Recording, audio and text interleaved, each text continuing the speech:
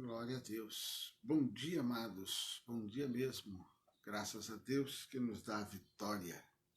Como diz o salmista, eu deitei, dormi, acordei, porque o Senhor me sustentou. Amém?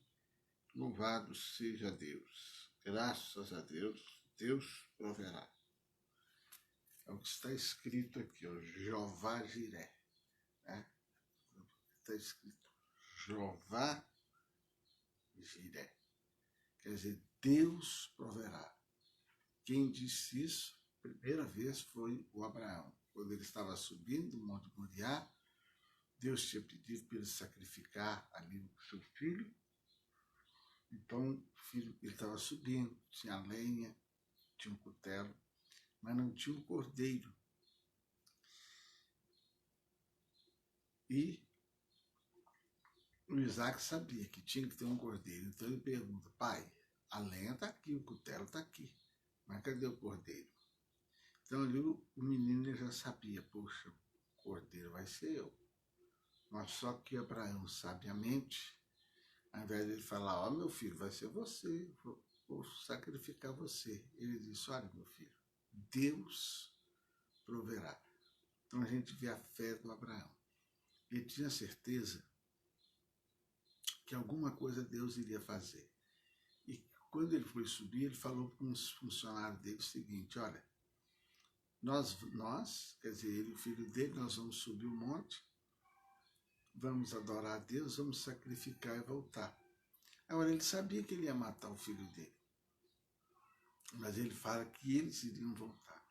Então, ele tinha certeza que Deus iria fazer alguma coisa.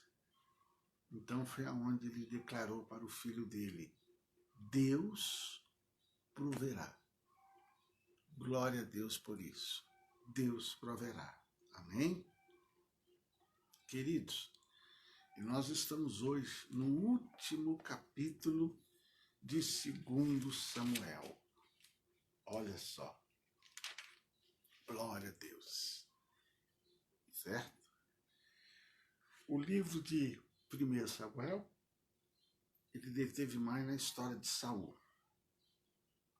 O segundo, ele detém mais a história de Davi.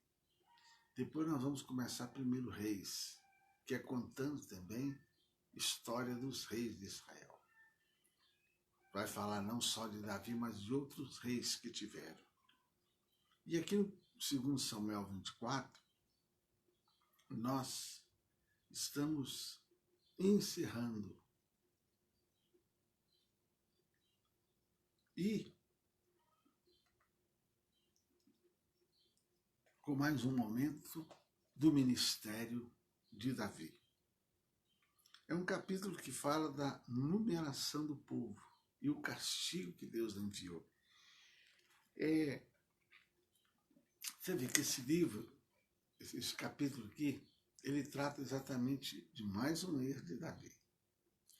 Você vê que ele era um homem, foi o homem segundo o coração de Deus.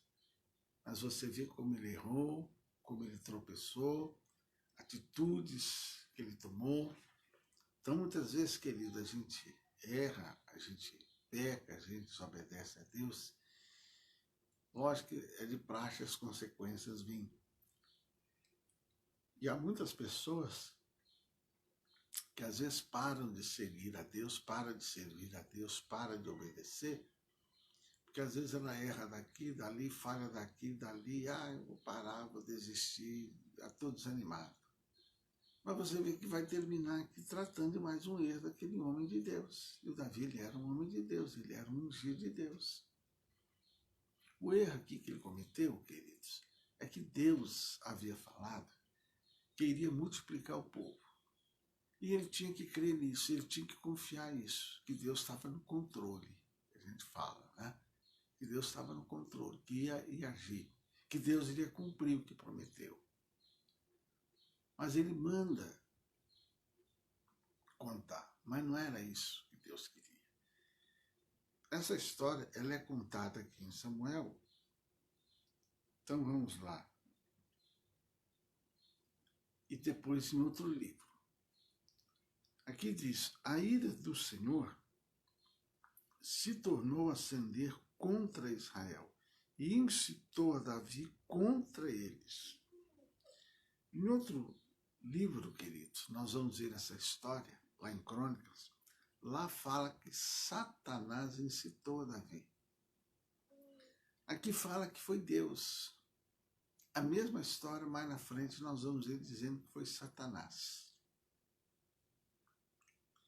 Aqui fala que a ira do Senhor se tornou a ascender contra Israel e incitou a Davi contra eles. Olha só, aqui fala que o próprio Deus incitou Davi contra. Lá no outro fala que foi Satanás. Então, como é isso, pastor? Nós vemos a história, por exemplo, do Jó. Tudo que ocorreu com Jó foi Satanás. Mas, porém, tudo ali que ocorreu foi com a permissão de Deus. Então, queridos, disse, pois, o rei a Joabe, capitão do exército, o qual tinha consigo: agora percorre toda a tribo de Israel, desde Dan até Bérseba, e numera o povo, para que eu saiba o número do povo. Então disse Joabe ao rei, olha aqui, o Davi teve essa ideia. Aqui, olha só, Joabe. Deus usa Joabe para alertar o Davi, não faça tal coisa. Ora, multiplica o Senhor teu Deus a este povo, 100 vezes tanto quanto agora é. E os olhos do rei, meu senhor, o vejam.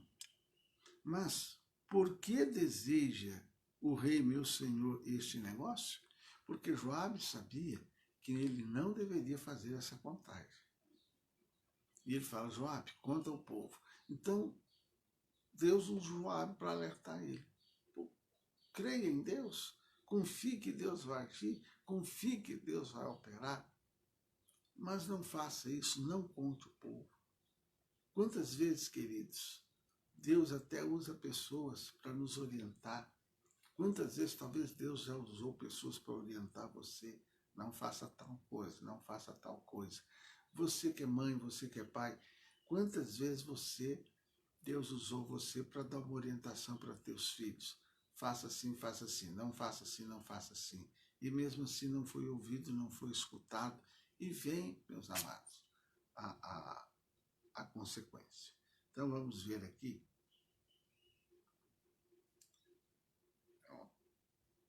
Por que Deus reprovou, queridos, o censo realizado por Davi? Por que Deus reprovou? Olha só.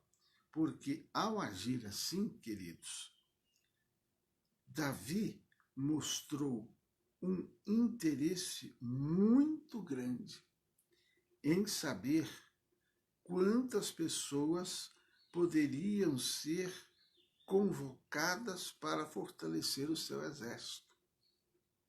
Davi havia esquecido que todas as suas vitórias não vieram pela força e pela quantidade de soldados, queridos, mas pelo poder do Senhor dos Exércitos.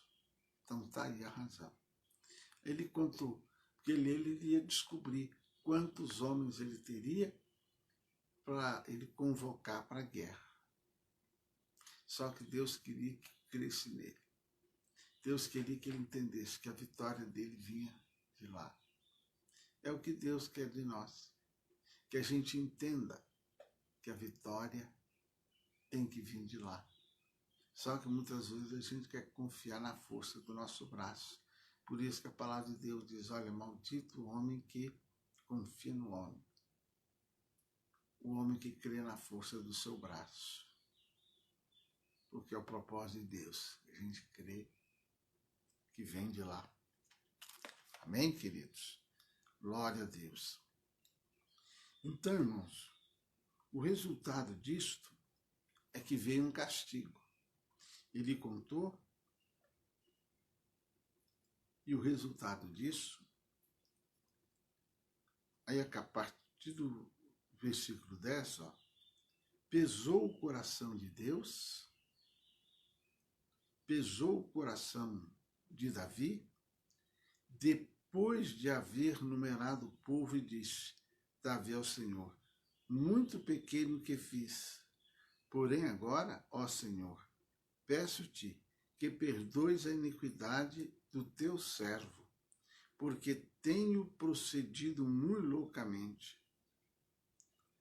Então, depois que contou, ele, puxa vida, não era para eu ter feito isso. Quantas coisas, querida, a gente faz, depois que a gente faz, a gente, não era para eu ter feito isso. Mas aí vem a consequência. E aí, queridos, às vezes é tarde demais. Levantando-se, pois, Davi pela manhã, veio a palavra do Senhor ao profeta Gade, vidente de Davi, dizendo, vai, diz a Davi, assim diz o Senhor, 3 coisas ofereço, escolhe uma delas, para que te faça. Foi, pois, Gade a Davi, queres que 7 anos de fome te venham à tua terra? Quer que por 3 meses fuja de teus inimigos e eles te persigam por 3 dias? Haja peste. Então Deus ainda mandou ele, olha, eu quero que você escolha o castigo.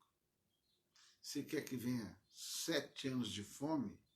Misericórdia. Você quer que por 3 meses o inimigo te persiga? Ou você quer que venha uma peste?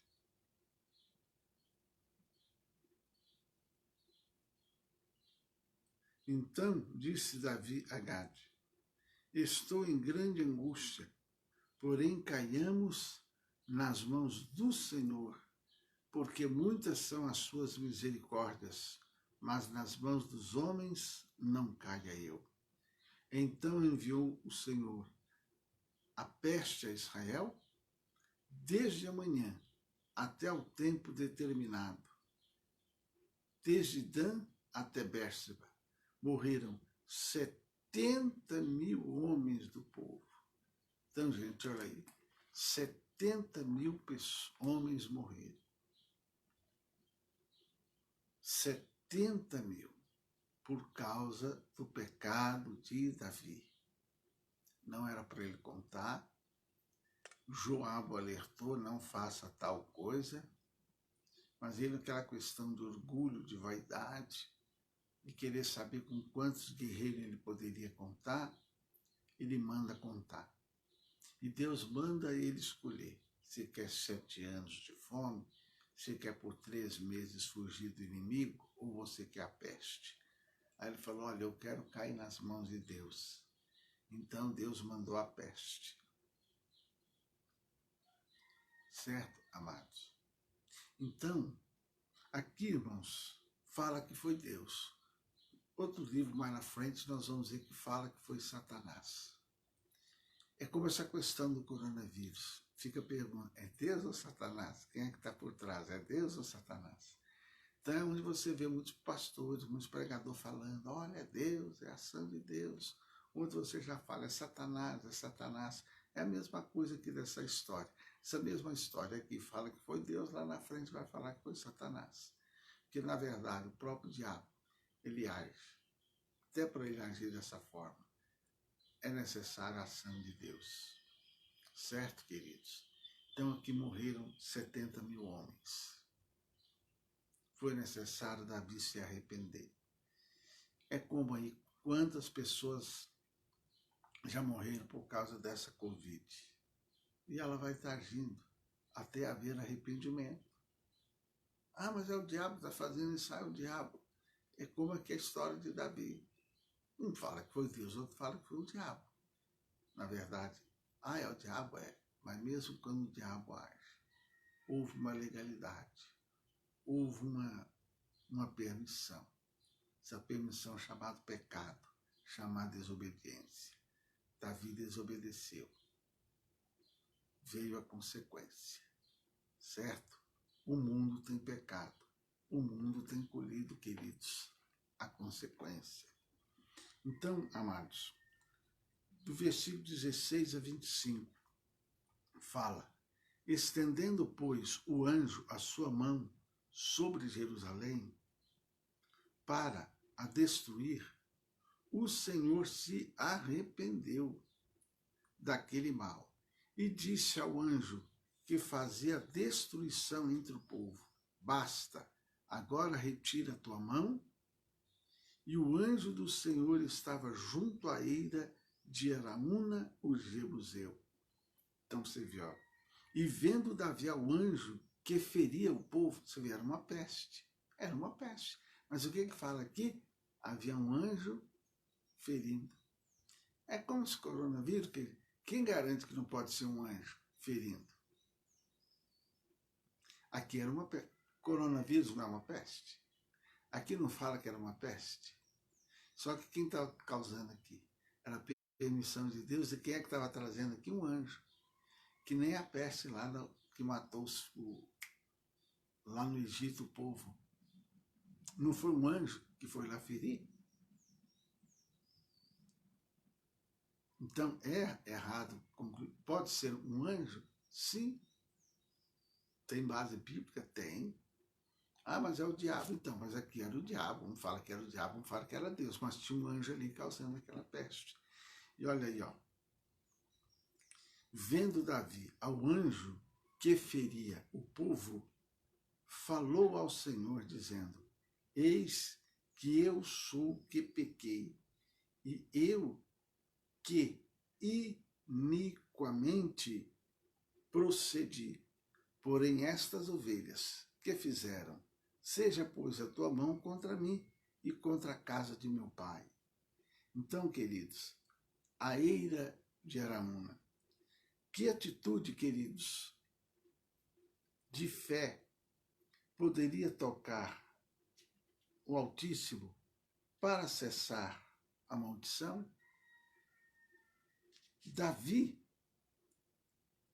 clamou e se humilhou, queridos, mas não obteve a resposta. Há situações em que somente o sacrifício de fé traz a solução, pois somente esse tipo, certo, queridos, de prova, clama a Deus em nosso favor, continuamente. Além disso, queridos, nos dá a certeza de que conquistaremos o que desejamos. Davi sabia disso e não hesitou em fazê-lo.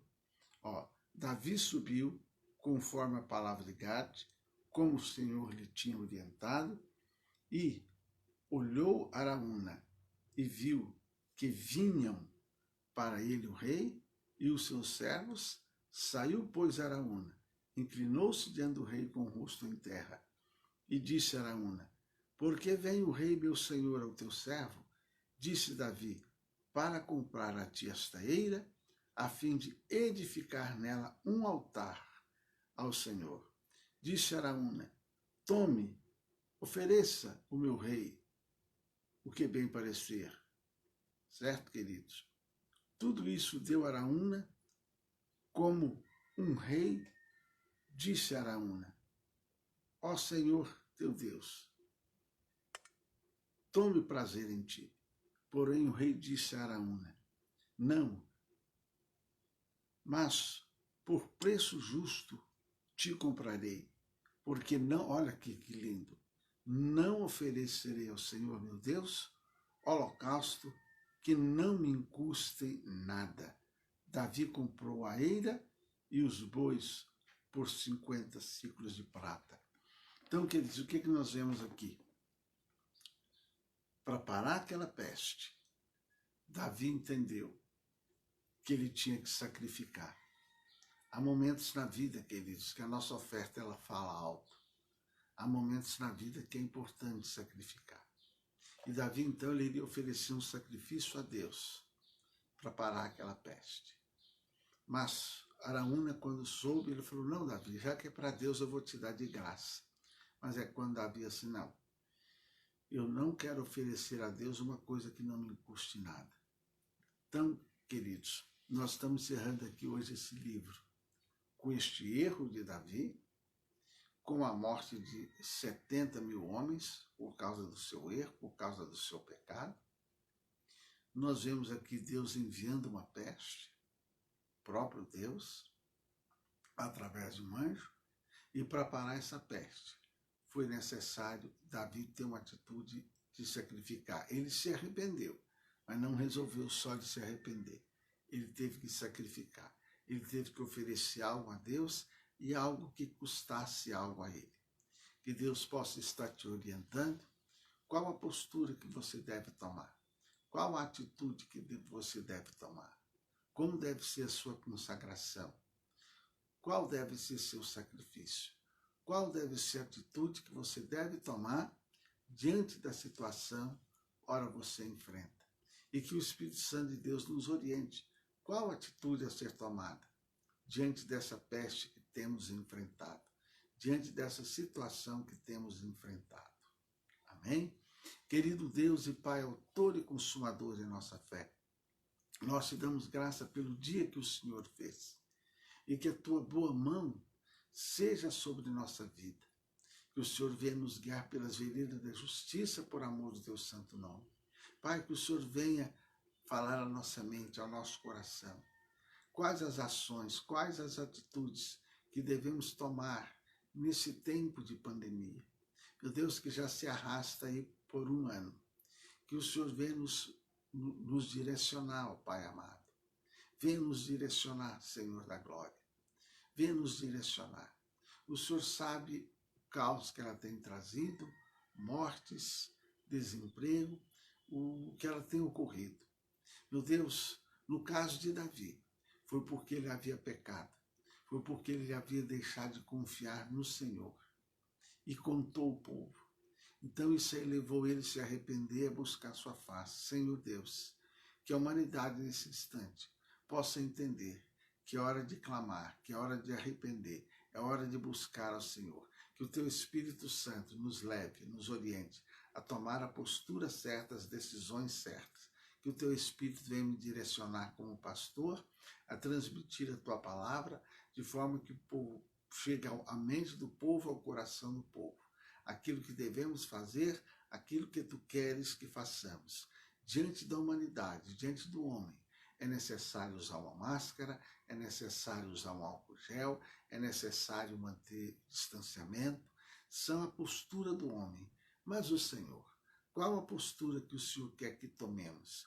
Que o teu Espírito Santo venha nos direcionar, nos mostrar, nos revelar a postura como servos do Senhor e como cidadãos que habitam nessa terra, a postura que temos que tomar. Que o teu Espírito seja conosco, esteja nos dirigindo a tomar posturas certas, porque a tua palavra nos diz assim: instruir-te-ei e ensinar-te-ei o caminho que deves seguir, com meus olhos te guiarei.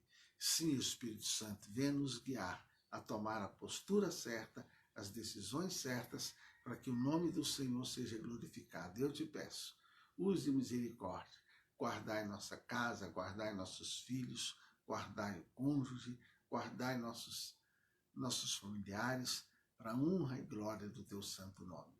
E que o amor de Deus Pai, a graça do Senhor Jesus, a comunhão gloriosa do Espírito de Deus, seja com todos nós hoje e sempre. Amém? Um beijo no teu coração, bom dia mesmo. Amém? Glória a Deus.